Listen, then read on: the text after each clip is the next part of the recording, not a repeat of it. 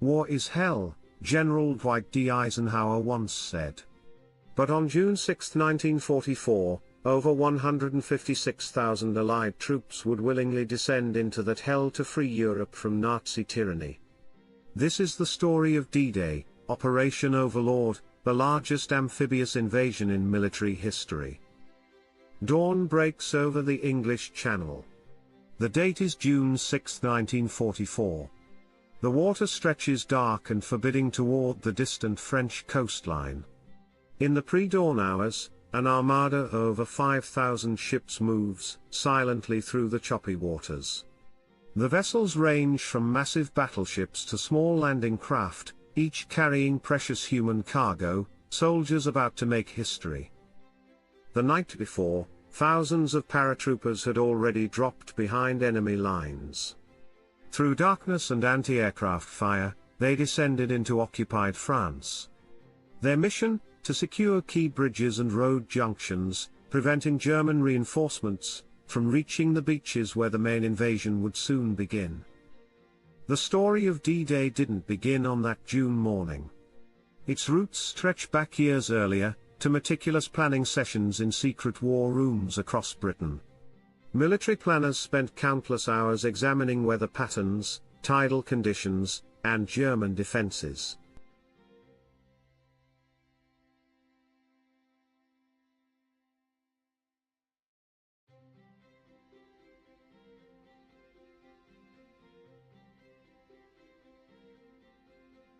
Every detail had to be perfect. The stakes could not have been higher. This invasion would determine the fate of World War II in Europe. The Germans knew an invasion was coming. They just didn't know where or when. Under Field Marshal Erwin Rommel, they had fortified hundreds of miles of French coastline into what they called the Atlantic Wall, a fearsome network of concrete bunkers, artillery positions, and underwater obstacles. Miles of barbed wire and millions of landmines awaited any invading force. The Allied deception campaign, Operation Bodyguard, proved masterful. Through double agents, fake radio traffic, and even inflatable rubber tanks, the Allies convinced German intelligence that the invasion would come at Pas-de-Calais, the closest point between Britain and France. The real target. The beaches of Normandy, 150 miles to the southwest. The weather nearly derailed everything. Early June brought storms and high winds to the Channel. The original invasion date of June 5 had to be postponed. When meteorologists predicted a brief window of clearer conditions for June 6, General Eisenhower made the fateful decision to proceed. "Okay," he said simply, "we'll go."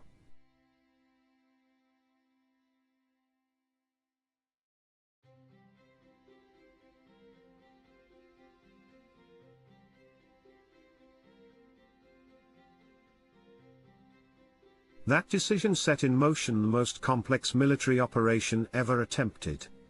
The invasion force included troops from 12 different nations, though American, British, and Canadian forces made up the bulk of the numbers. They would land on 5 separate beaches, codenamed Utah, Omaha, Gold, Juno, and Sword. The naval bombardment began at 5:50 a.m.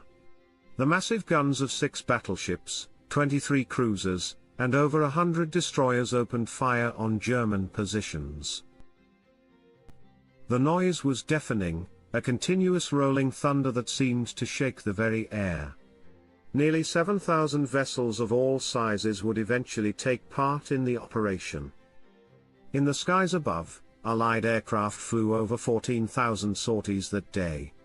They bombed German defenses, provided air cover for the landing forces, and attacked enemy positions inland. The aerial armada included fighters, bombers, and transport aircraft, dropping both paratroopers and supplies. At Utah Beach, the westernmost landing site, American troops faced relatively light resistance. Despite landing about a mile off their intended position due to strong currents, they adapted quickly.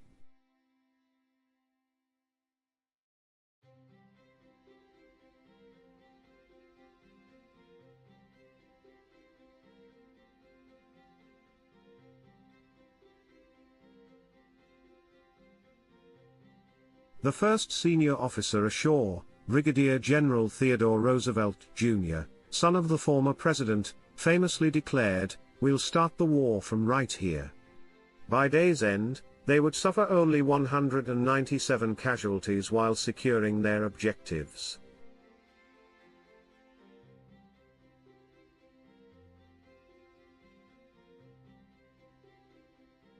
Omaha Beach proved to be a very different story. Here, the pre-invasion bombing had largely missed its targets. The German defenses remained intact. As the first landing craft approached, they faced a murderous crossfire from guns positioned on the bluffs overlooking the beach. The water turned red with blood.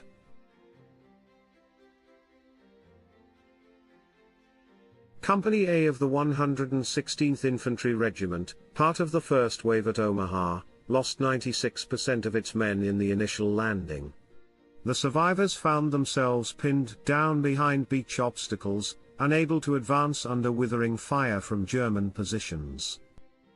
The situation became so dire that General Omar Bradley, monitoring reports from his command ship, considered evacuating the beach. But individual acts of heroism began to turn the tide.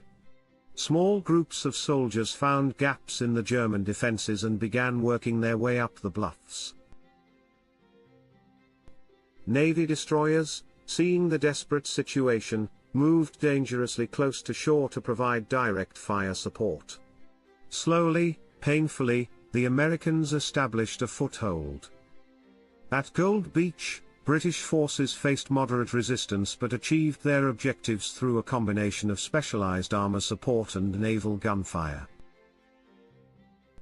The British 50th Infantry Division pushed inland, nearly reaching their ambitious Day 1 objectives despite losing many of their specialized tanks in the rough channel crossing. Juno Beach saw Canadian troops face some of the strongest defenses outside of Omaha. The German 716th Infantry Division had fortified the area extensively. Yet through determination and careful planning, the Canadians pushed forward. By day's end, they had advanced further inland than any other Allied force.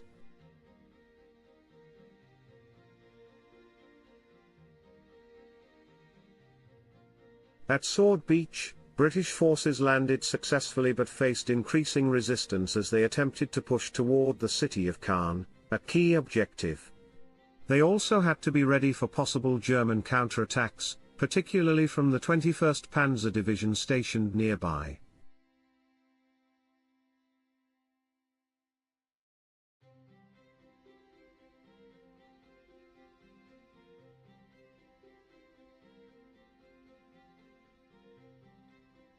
The German response to the invasion proved sluggish, hampered by confusion and Hitler's sleeping habits.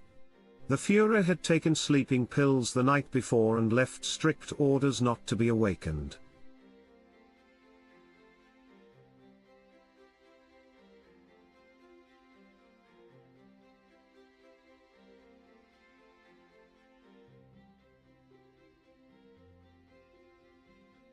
Crucial hours were lost as subordinates waited for Hitler's approval to deploy reserve units, particularly the potent panzer divisions that might have driven the Allies back into the sea.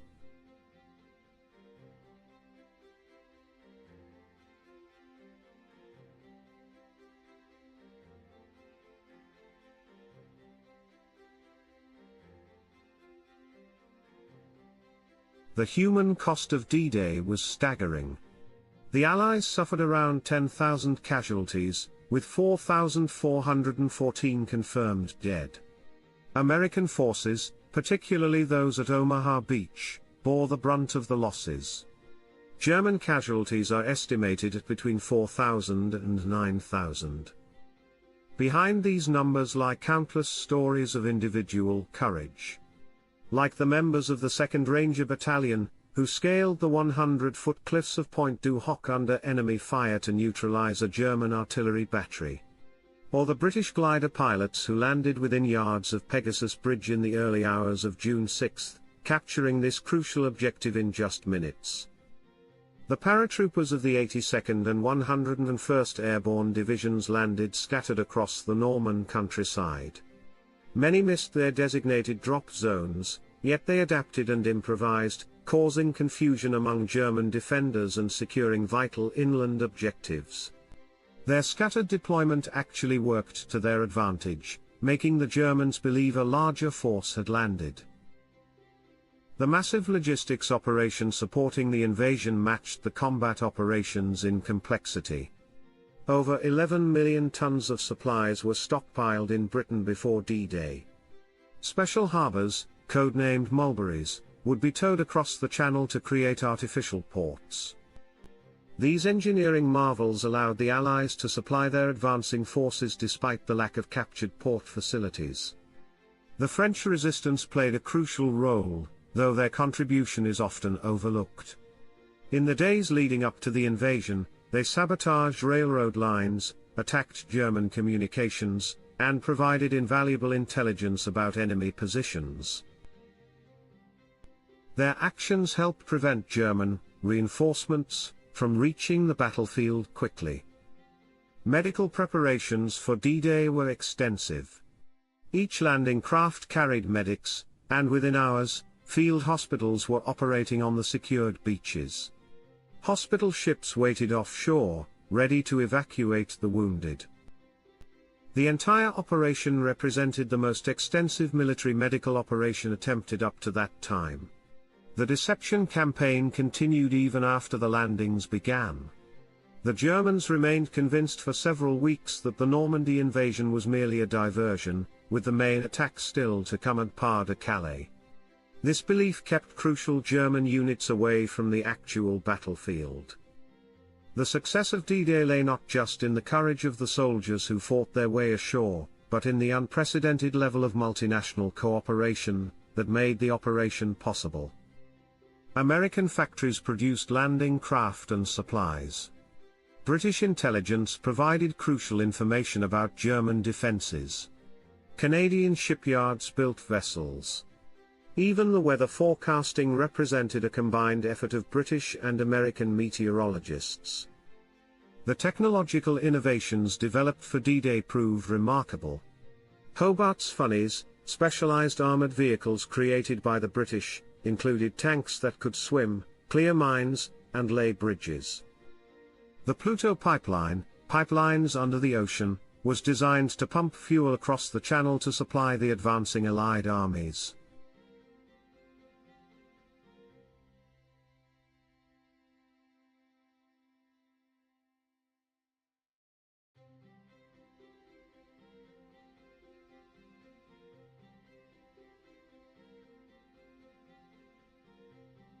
The invasion's impact extended far beyond the military sphere. It represented a crucial psychological victory for the Allies, demonstrating that Nazi Germany's fortress Europe could be breached. For the occupied peoples of Europe, D-Day brought the first real hope of liberation after 4 long years of German occupation. The human stories from D-Day provide touching testimony to both the horror and heroism of that day. A young lieutenant, leading his men across Omaha Beach, later recalled, "There was a sense of destiny about it all. Every man there knew that this was the real thing, the moment everything else had been building toward."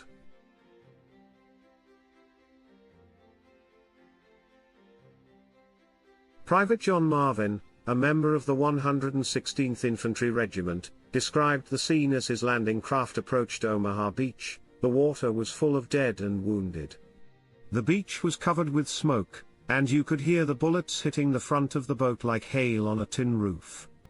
Lieutenant James Rudder, commander of the 2nd Rangers at Point du Hoc, remembered the moment his men began their climb. At that moment, looking up at the cliff face through the smoke and noise, it seemed like an impossible task. But there was nowhere else to go but up. The German defenders, too, left powerful testimonies. A young Wehrmacht soldier stationed at Omaha Beach wrote in his diary, "They just kept coming, wave after wave. No matter how many fell, they kept coming. Their courage was extraordinary." The invasion's success created a new front in Nazi-occupied Europe, forcing Hitler to fight a two-front war with the Soviets advancing from the east and the Western Allies pushing from France. This strategic pressure would prove crucial in bringing about Germany's eventual defeat. The logistics of maintaining the beachhead proved almost as challenging as establishing it. In the days following D-Day, troops and supplies poured ashore in an endless stream. By June 11, the Allied forces had landed over 326,000 troops, 54,000 vehicles, and 104,000 tons of supplies. The artificial harbors proved their worth when a severe storm struck on June 19, devastating the unprotected beaches but leaving the sheltered Mulberry harbors largely operational.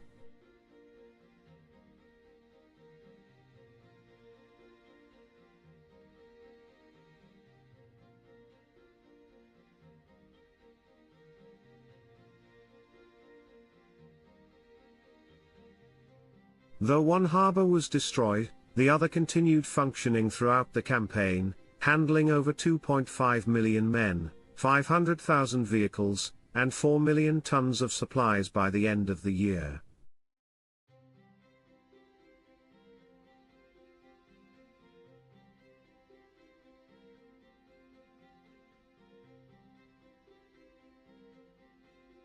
The achievement of establishing a successful beachhead cannot be overstated. The Allies faced not only German resistance, but also the challenges of weather, tides, and the inherent difficulties of amphibious operations.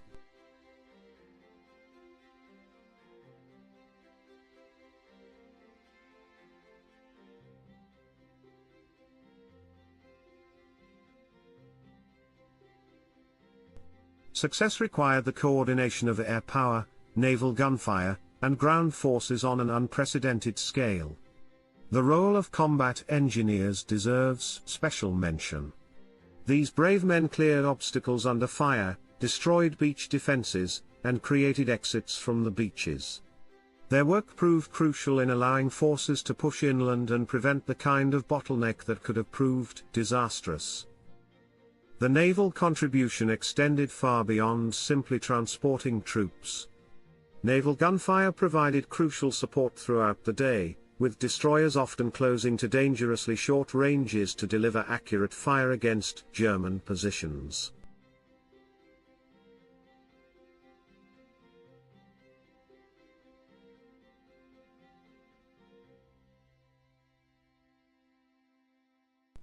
The coordination between naval and ground forces represented a new level of joint operations.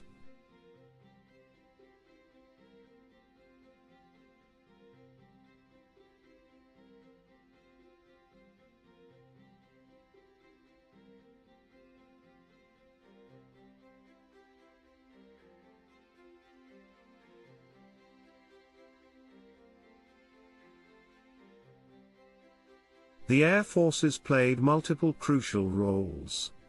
Beyond the direct support of ground troops, they maintained air superiority over the battlefield, preventing the Luftwaffe from effectively intervening. Transport aircraft dropped supplies to advancing forces and evacuated casualties. Photo reconnaissance aircraft provided vital intelligence about German movements. The captured German soldiers expressed surprise at the invasion's location and timing. Many had believed the Allies would indeed strike at Pas-de-Calais. The success of the Allied deception plan, Operation Bodyguard, proved crucial in achieving tactical surprise despite the Germans' strategic awareness that an invasion would come. The weather, though not ideal, actually worked in the Allies' favor. The Germans believed no invasion would be attempted in such conditions, leading to reduced alertness. Some key commanders were away from their posts, either on leave or conducting training exercises. This combination of factors helped the Allies achieve surprise despite the massive scale of the operation. The civilian population of Normandy paid a heavy price for liberation. Allied bombing and naval gunfire, though intended for military targets, inevitably caused civilian casualties. Yet most Norman civilians accepted these losses as the price of freedom from Nazi occupation. Their cooperation and support proved invaluable to the advancing Allied forces. The massive scale of D-Day tends to overshadow the individual units and soldiers who fought there. The Rangers at Point du Hoc, the paratroopers of the 82nd and 101st Airborne, the tank crews of the 70th Tank Battalion, the combat engineers of the 5th Engineer Special Brigade, each unit has its own story of courage and sacrifice. The medical personnel faced enormous challenges. Combat medics worked under fire to save the wounded. Evacuation teams struggled to move casualties across the beach to waiting ships. The preparation of medical facilities in England helped ensure that many wounded soldiers who would have died in previous wars survived their injuries.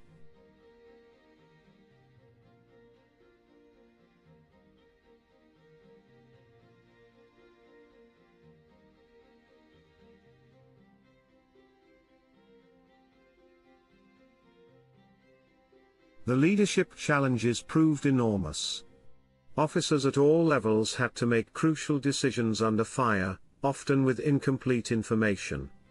The success of D-Day owed much to the initiative and adaptability of junior officers and non-commissioned officers who found ways to overcome obstacles and achieve their objectives. The communication systems represented another crucial element. Despite inevitable breakdowns and failures, the complex network of radio nets, signal units, and command ships managed to maintain sufficient control over the operation to ensure its success. The ability to coordinate naval gunfire, air support, and ground operations proved crucial. The German defenders fought with their typical skill and determination, but they were hampered by confusion, divided command, and Hitler's interference in tactical decisions. The positioning of reserves, particularly the crucial panzer divisions, proved a major point of controversy between German commanders. The training and preparation for D-Day had been extensive. Troops practiced amphibious landings for months. Special training areas in Britain replicated the conditions they would face in Normandy. This preparation helped ensure that when things went wrong, as they inevitably did, the troops could adapt and overcome. The equipment used in the invasion ranged from the standard to the specialized. The landing craft, vehicle, personnel, LCVP, or Higgins boat proved crucial to the operation's success. The specialized tanks of the 79th Armored Division provided vital support. The Duck amphibious truck helped solve many supply problems. The planning for D-Day had to account for countless variables. The phase of the moon, the tides, the weather, the timing of German troop rotations, all these factors and more influenced the selection of the invasion date. The complexity of coordinating all these elements while maintaining secrecy seems almost impossible in retrospect. The code names associated with D-Day reflect the operation's complexity. Operation Overlord was the overall invasion plan. Operation Neptune referred specifically to the naval aspects. Operation Bodyguard encompassed the deception efforts. Each beach, each unit, each sub-operation had its own code name, creating a complex vocabulary that helped maintain security. The impact of D-Day extended far beyond the military sphere. It represented a crucial moment in the war, demonstrating the ability of democratic nations to work together against tyranny. The cooperation between different nations, services, and arms proved that unity could overcome even the most formidable obstacles. The lessons learned from D-Day influenced military planning for decades. The importance of joint operations, the value of specialized equipment, the need for extensive training, the crucial role of logistics, all these lessons and more became part of military doctrine worldwide. The human cost can never be forgotten. The rows of white crosses in the American cemetery at Colville, Somer testify to the sacrifice of those who died to free Europe. Similar cemeteries in Britain, Canada, and other Allied nations tell the same story of courage and sacrifice. The German dead lie in their own cemeteries, a reminder that war claims victims on all sides. Many were young men doing what they believed was their duty, caught up in events beyond their control. Their sacrifice, too, deserves remembrance, even as the cause for which they fought remains forever condemned. The technology of D-Day seems primitive by modern standards, yet it represented the height of military innovation for its time.